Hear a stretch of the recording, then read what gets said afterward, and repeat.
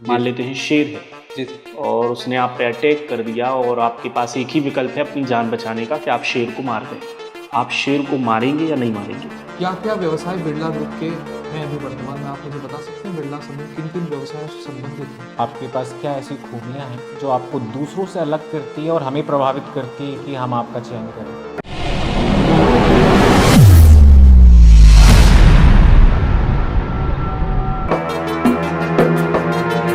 ब्रजपाल, जल्दी से अपने बारे में बोर्ड को कुछ बताएं।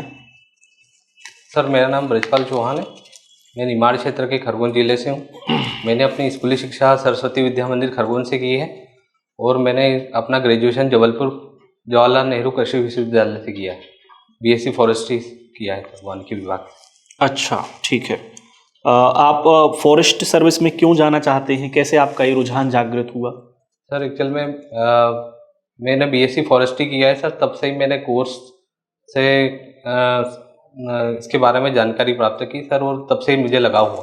क्या सिविल सर्विस की एग्ज़ाम भी आप देते हैं? जी सर, मैं पार्ट टाइम जॉब करता हूँ सर, नर्सरी में, जबलपुर में, प्राइवेट नर्सरी में। उसके साथ साथ तैयारी करता हूँ। इसके साथ मैंने सर सिविल के 2 मेंस दिए हैं। आपका रुझान सिविल सर्विस की ओर ज़्यादा है या फॉरेस्ट की ओर ज़्यादा सर है? फॉरेस्ट की ओर है। फॉरेस्ट की ओर ज़्यादा सर है। पोस्टें ना आने के कारण और हमारा सिलेबस फॉरेस्ट्री एड ना होने के कारण मेंस में हम सिविल का दिए सर। अच्छा, दोनों में सिलेक्शन हो जाए तो कहाँ जाएंगे, सिविल में या फॉरेस्ट में? सर ड्रीम जॉब फॉरेस्ट का ही है, इसलिए दोनों में बीएससी सिलेक्शन फॉरेस्ट्री हो कोर्स जाए, किया। अगर डिप्टी कलेक्टर और फॉरेस्ट में आपका दोनों में सिलेक्शन हो गया तो कहाँ जाएंगे आप? सर फॉरेस्ट में जाएंगे। फॉरेस्ट में जाएंगे। जी सर, कोर्स मैंने बीएससी फॉरेस्ट्री इसलिए किया था कि मुझे फॉरेस्ट में जाना था। चलिए ठीक है। जी ब्रजपाल जी, ये बताएं जरा, अगर मान लेते हैं कि जंगल में कोई एक जानवर है, मान लेते हैं शेर है, जी सर। और उसने आप पे अटैक कर दिया और आपके पास एक ही विकल्प है अपनी जान बचाने का कि आप शेर को मार दें। आप शेर को मारेंगे या नहीं मारेंगे? सर मैं शेर को नहीं मारूंगा। मैं अपने विभाग को, जो भी है अपने विभाग से कांटेक्ट करके। शेर ने आप पे अटैक कर रखा है, शेर ने पकड़ रखा है, आपको लगता है आप कांटेक्ट कर पाएंगे विभाग से? सर अगर उस समय कोई साधन अवेलेबल नहीं होंगे तो सर मैं उसके पैर पे गोली मार। पैर पे गोली मारेंगे, उसके बावजूद भी शेर आपको नहीं छोड़ने वाला। आपको शेर की या तो जान लेनी है, अपने आप को बलिदान देना है। दोनों में से क्या करेंगे आप? सर अगर कोई नहीं होगा और मेरे पास बैकअप नहीं होगा तो सर मैं शेर को फिर मारना ही पड़ेगा। शेर को आत्मरक्षा के लिए सर मारना ही पड़ेगा। मारना पड़ेगा आत्मरक्षा के लिए। ठीक है, ओके सर। ब्रजपाल जी सर। आपका जो ग्राम है वो बिरला, जी सर। ठीक है, और बिरला से एक बहुत बड़े भारत में इंडस्ट्रियलिस्ट का भी नाम है। जी सर। बिरला ग्रुप के बारे में आप लोगों ने सुन रखा होगा। जी सर। क्या क्या व्यवसाय बिरला ग्रुप के हैं अभी वर्तमान में, आप मुझे बता सकते हैं? बिरला समूह किन किन व्यवसायों से संबंधित है? सर व्यवसाय बता सकूंगा सर, यह टेक्सटाइल में भी है सर, और सर माफी चाहूंगा सर इसके बारे में। क्या सीमेंट का प्रोडक्शन इनके द्वारा किया जाता है? जी सर, बिरला सीमेंट का किया जाता है। ठीक है, सीमेंट से संबंधित जब हम रॉ मटेरियल की बात करते हैं तो रॉ मटेरियल आप मुझे बता सकते हैं कौन कौन से रॉ मटेरियल्स का प्रयोग सीमेंट को बनाने के लिए किया जाता है? सर समझ फिर जानकारी। ठीक है ब्रिजपाल, आप वन क्षेत्रपाल, वन संरक्षक के लिए, सहायक वन संरक्षक के लिए वन विभाग के साथ जुड़ना चाहते हैं। वनों की कटाई अभी एक बहुत बड़ा मुद्दा बना हुआ है भारत में। जी सर। और उसके साथ साथ जो प्राकृतिक संसाधनों का जो दोहन है, या उनके जो एक तरीके से अगर हम बात करें जो उनका खनन है, वो भी एक मुद्दा साथ में इनके है। तो हम इसको ऐसे देखते हैं कि यदि मान लीजिए अगर मैं कोयले को खोदने जाऊंगा तो मुझे वनों की कटाई करनी पड़ेगी। जी सर। इसको आप कैसे देखते हैं? इस चीज को, क्या ये सही है?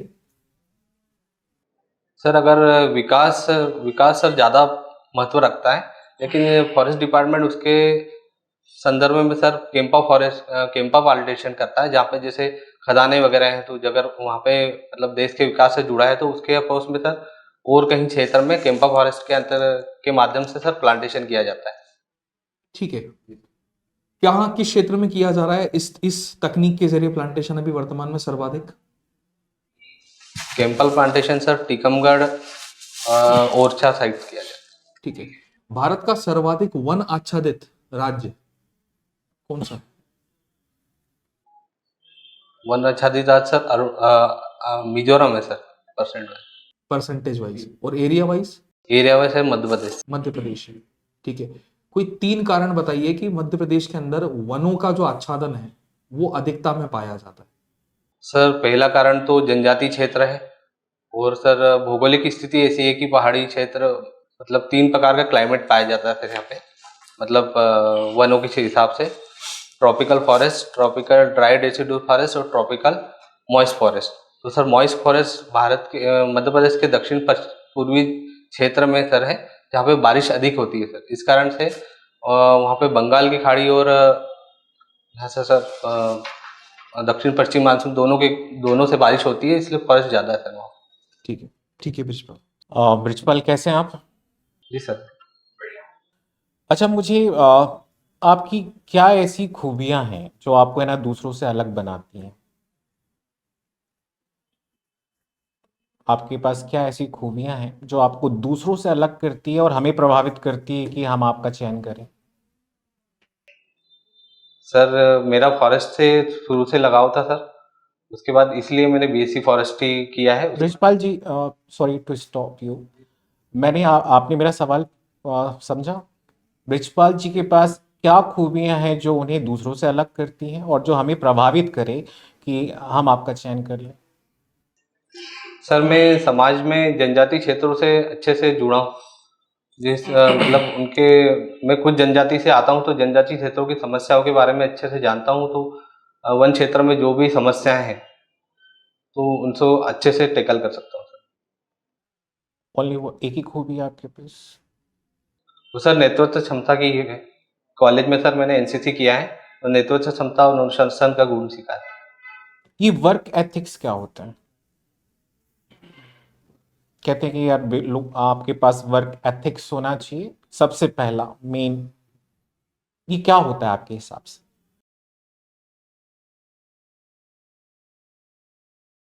ठीक है ब्रिजपाल, आप जा सकते हैं। एंट्री जो हुई आपकी, आपने बिल्कुल एनर्जेटिक तरीके से एंट्री नहीं ली। सर वो सब जगह मेरे को यही बोलते हैं सर, आवाज थोड़ा सा सब जगह बोलते हैं तो सुधारो ना उसको। वो आवाज थोड़ा नहीं, आवाज नहीं, एंट्री की बात कर रहा हूँ। अच्छा एंट्री की बात कर रहा हूँ मैं। एंट्री जब हुई आपकी, वो एनर्जेटिक नहीं दिखती। मतलब आपको मुझे देख के ऐसा लगा ही नहीं कि आप इंटरव्यू देने आ रहे हैं, है ना। थोड़ा सा एंट्री जब आप लें तो थोड़ा सा एनर्जेटिक दिखाई दे। दूसरी चीज के जब आप बोलते हैं तब भी एनर्जेटिक दिखाई नहीं देती, है ना। एनर्जी बिल्कुल दिखाई नहीं देती। आप बिल्कुल आराम से सवालों को ले रहे हैं। मतलब एक होता ना कि आप पसंद कर रहे हैं प्रश्नों को और उत्तर देना भी पसंद कर रहे हैं, तो वो दिखाई नहीं देता। तो ये थोड़ा सा सुधार है इस चीज को, है ना। इंट्रो भी आपने दिया, वो भी इंट्रो ठीक नहीं लगा। इंट्रो भी थोड़ा अच्छा होना चाहिए। अपने बारे में बता रहे हैं तो थोड़ा उत्साहित होकर बताएं, तो बोर्ड को भी सुनने में अच्छा लगे। आपने विश किया, है ना, आते ही साथ आपने गुड इवनिंग बोला, वो भी ठीक नहीं लगा। तो यहाँ सभी जगह मुझे एनर्जी बहुत कम आपकी लग रही है, तो वो चीज थोड़ा सा सुधारें आप, ठीक है। मुझे ऐसा लगता है ओपनिंग और क्लोजिंग स्टेटमेंट आपका सही होना चाहिए। ओपनिंग आप समझते हैं, जैसे आप आते हैं तो ग्रीट एनर्जेटिक होनी चाहिए, और जैसे आप बहना जब आप कहते हैं थैंक यू, तो आपको ग्रीट जाते वक्त भी करना है, तो वो प्रभावशील होना चाहिए ना। बाकी तो आप बड़े नॉलेज आपका अच्छा है, आपको नॉलेज है, पर प्रेजेंटेशन जो है वो थोड़ी सी जी सर बहुत ज़्यादा उसमें इशू है।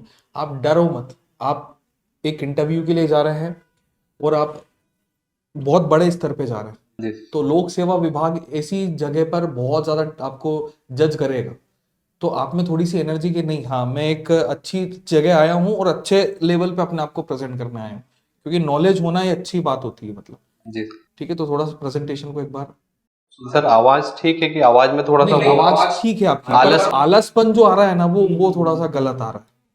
वो आलसपन थोड़ा गलत कि हाँ ठीक है चलो कर हो गया। नहीं होता है ना कि आंसर हमें जैसे हमें पता है तो हम आंसर बहुत अच्छे से देते हैं, मतलब लगना चाहिए खुश सर। प्रेजेंटेशन का थोड़ा वो गड़बड़, प्रेजेंटेशन पे काम करना चाहिए।